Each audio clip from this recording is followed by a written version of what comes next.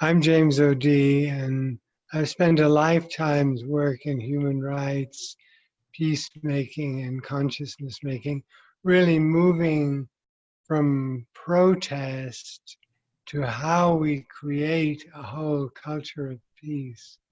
So I went from Amnesty International to being president of the Institute of Noetic Sciences. That gives you a sense. And we live at a time that is so charged and dangerous. It's these viral particles of meaning are violent, and we have to learn how to create this culture of peace. It's no longer about just being anti-war, but in every way, in our home, in our community, in our schools, in our health centers, how we breed and foster peace.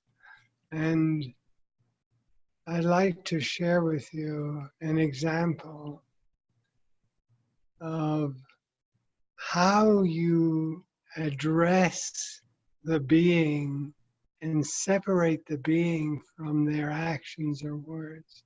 Of course, we can protest and be angry and wish to change behaviors, of course, but we must never attack the being.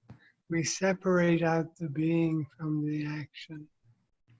And that's an essential principle that we must practice in our daily life.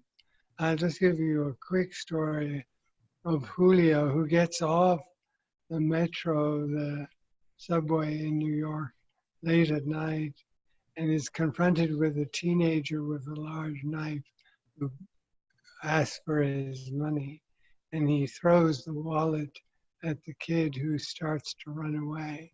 And Julio shouts after him, "I live nearby. It's a cold night. You probably need my coat too. Why don't you take my coat?"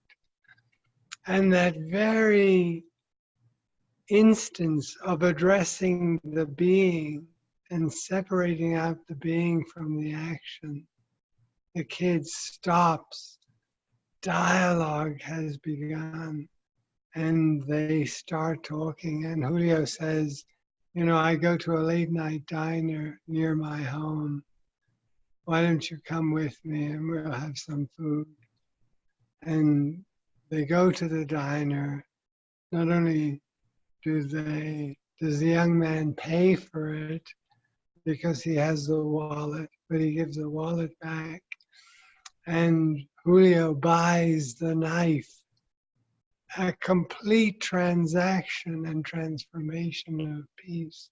So I want you, in this dangerous time when the fat is flying, when it is, people are saying all sorts of things about each other, always separate out the being from their actions, and you will find a path to nonviolence.